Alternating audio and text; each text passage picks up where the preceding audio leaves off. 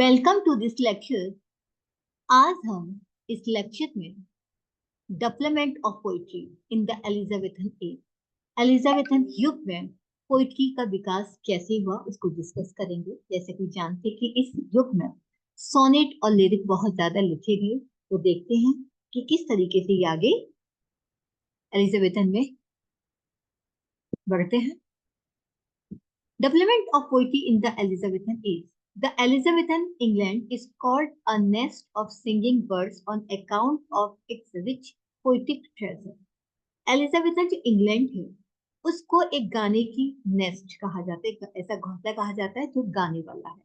Birds यानी एक ऐसा घोंसला जिसमें गाने वाली चिड़िया होती है।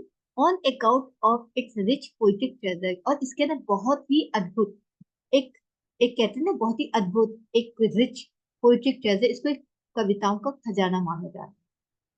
उसकी वजह से इसको एक ऐसा घोंसला जिसमें गाने वाली चिड़िया होती है, ऐसे लोग जहां पर लोग Gungun. Several kinds of verse form were attempted in this age. इस युग में विभिन्न प्रकार की जो कविताएं हैं, कविताओं की जो ग्रुप थी, उनकी कोशिश की गई थी। But the most popular were the sonnet and the lyric. लेकिन सबसे ज्यादा जो पॉपुलर जो कविताएं नहीं थी वो सोनेट और लिरिक थी। कोशिश बहुत सारी थी लेकिन दो ही फेमस थी ज्यादा। अब बात करते हैं the sonnet. Sir Thomas Wyatt and Henry Howard, the Earl of Surrey, introduced sonnet in England in the first half of the 16th century. 16वीं शताब्दी यानी 16वीं शताब्दी का जो पहला फर्स्ट हाफ टाइम जो है, उस वक्त sir Thomas Wyatt and Henry Howard and the Earl of Surrey, इन्होंने इंग्लैंड में सोनेट को इंट्रोड्यूस किया। सबसे पहले लाने वाले यही थे इंग्लैंड में। Henry Howard simplified the pattern. अब हेनरी हॉपार्ड ने इसका जो पैटर्न था सोनेट का बहुत ही साधारण था, which suited to English poets so much that a number of poets followed it. इतना सिंपल था कि वहाँ के जो इंग्लिश पोइट्स थे, जो अंग्रेजी वाले कवि थे, उन्होंने बहुत सारी कविताएं लिखी थी क्योंकि पैटर्न बहुत सिंपल था। It was the English pattern of sonnet. इसे हम सोनेट का इंग्लिश पैटर्न कह सकते हैं, इंग्लिश सोनेट कह सकते हैं। The first recognise sonnet of the Elizabethan age is sir Philip Sydney.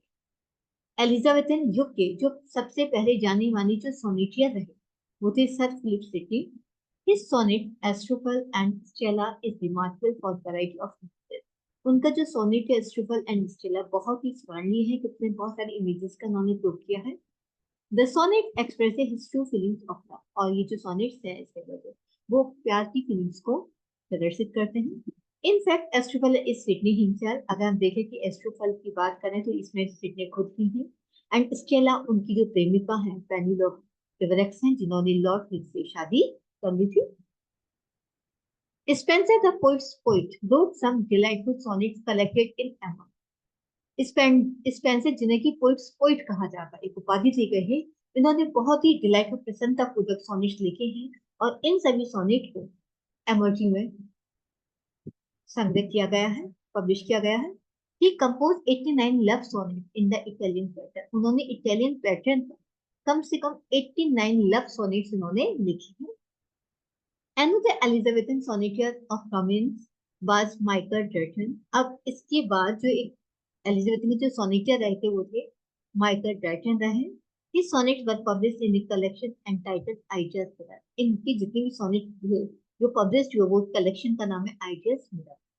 Some of his sonnets are popular still today. ये आज भी देखते हैं, इनके बहुत सारे सोनेट्स पॉपुलर हैं। The most popular sonnet is Since There Is No Help, Come Let Us Kiss and Part. सबसे ज्यादा मोस्ट जो पॉपुलर सोनेट है वो Since There Is No Help, Come Let Us Kiss and Part ये sonnet है। Shakespeare the greatest सोनेटियर of the Elizabethan as. Shakespeare जो बहुत ही ज्यादा ग्रेटेस्ट सोनेटियर है एलिजाबेथन एज के, इन्होंने कम से कम जो 156 सोनेट्स लिखे। These sonnets does not present aspect of love. एक अगर देखा जाए तो प्यार के जो पहलू है उसको व्यक्त करते हैं। They are dedicated to Mr. W.H. who is supposed to be William Hooper. उनके जो सोनेट्स हैं वो कम से कम मिस्टर W.H. को डेडिकेटेड किया था, समर्पित किए गए हैं, जिन जो अनुमान किया जाता है कि वो विलियम हर्बर्ट है। द अर्ल ऑफ पेम्ब्रोक है या अर्ल ऑफ पेम्ब्रोक माने गए हैं। Some sonnets are dedicated to a lady colour, और कुछ सोनेट उन्होंने डार्क लेडी, जैसे लेडी कलर एज भी कहा जाता है, और द डार्क लेडी कहा जाता है, who is suppose to be Mary Fiction. उम्मीद की जाती है कि डार्क लेडी कोई और नहीं बल्कि मैरी फिक्शन है। It is difficult to believe that the sonnet are autobiography. हालांकि ये कहना मुश्किल है, हम यकीन नहीं कर सकते कि ये जो सोनेट्स ऑटोबायोग्राफिकल एलिमेंट इन थे। In poetic quality not more than 50 sonnets are of high quality. हम ये कह सकते हैं 150 में से कम से 50 सोनेट्स ऐसे जो बहुत ही ज्यादा हाई क्वालिटी, उच्च गुण रखते हैं, उच्च क्वालिटी के उच्चतम तकनीकें हैं। Some sonnets are option also, हालांकि कुछ सोनेट्स को हम ऑप्शन ही कहते हैं, यानी वो ऐसे सोनेट्स हैं जो ज्यादा इतने पॉपुलर नहीं है बल्कि सोनेट्स हैं, लेकिन फिर भी वो इतनी उच्च क्वालिटी की वहां पर नहीं है। these sonnets exhibit different aspects of love, के प्यार के अलग अलग पहलुओं को व्यक्त करते हैं। on the one hand and the lover violent passion on the other, एक हाथ पर हम लवर की violent passions को दिखाते हैं, हिंसक भाव को प्रदर्शित करते हैं। on the other no doubt Shakespeare's best sonnet is let me not to the marriage of the mind। अगर देखा जाए तो सबसे बेस्ट जो सोनेट रहा है तो कोई शिक्षक ही नहीं है निसंदेह। let me not to the marriage of the mind सबसे बेस्ट सोनेट उनका रहा है। अब बात करते हैं लिरिक, क्योंकि लिरिक भी इसी युग में लिखा गया, क्योंकि lyric is also the form of poetry. The Elizabethan had a particular interest in sweet music. अब एलिजाबेथन के लोगों को स्वीट म्यूजिक में काफी इंटरेस्ट है, विशेष लगाव था उनका संगीत के अंतर्गत। The lyric was the most suitable form of them for them because it was free from all restriction। अब लिरिक उन्हें सबसे suitable फॉर्म लगने लगी थी कविताओं की, क्योंकि पूरी हर प्रकार के रेस्ट्रिक्शन, हर प्रकार के रुकावटों से, बंधनों से, रूल्स एंड रेगुलेशन से स्वतंत्र थी।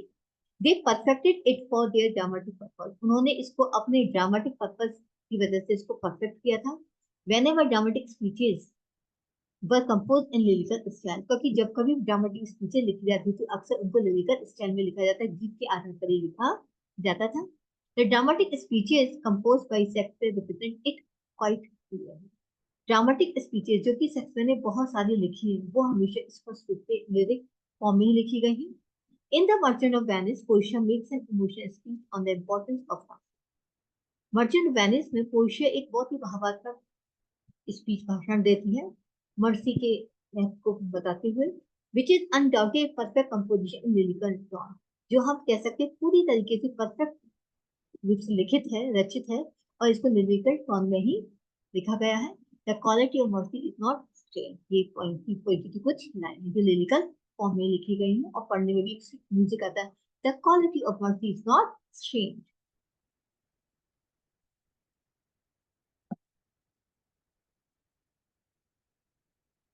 Shakespeare for the other Elizabethan than Dramatist and sorry, Shakespeare more than Elizabethan than Dramatist made sweet songs in their romantic. The songs are highly emotional and musical. Shakespeare, Elizabethan, Shakespeare के अलावा और भी dramatist रहे जिन्होंने lyrical form को लिखा, लेकिन जितने पॉपुलर शेक्सपियर इतने कोई भी नहीं रहा, क्योंकि इनके हमेशा स्वीट सॉन्ग्स है और रोमांटिक सॉन्ग्स भी रहे हैं। द सॉन्ग्स ऑफ जो ज्यादातर इमोशनल जो थे और जो म्यूजिकल रहे हैं वो हम देख सकते हैं as you like it. For example Shakespeare present the famous song, वह एक बहुत ही फेमस सॉन्ग है, blow blow the wind. John Lyly was the first dramatist of the Elizabethan age. अब जॉन लिली शेक्सपियर की बात देखें तो पहले ड्रामाटिस्ट रहे हैं एलिजाबेथन एज के, जिन्होंने लिरिक्स को प्लेस में अपने नाटक के अंदर प्रस्तुत किया। हिज मोस्ट फेमस लिरिक है Sing to Apollo, god of Travel, god of Fate। Low's lyrics are known for their sweet romantic expression। Lowe's जो थॉमस लोअर्स हैं, उनकी जो लिरिक है, जो गीत है, वो भी मधुर रोमांटिक एक्सप्रेशंस के लिए काफी पॉपुलर है, जानी जाती हैं। Love guard the roses of thy lips, ये उनके लिरिक सॉन्ग्स हैं।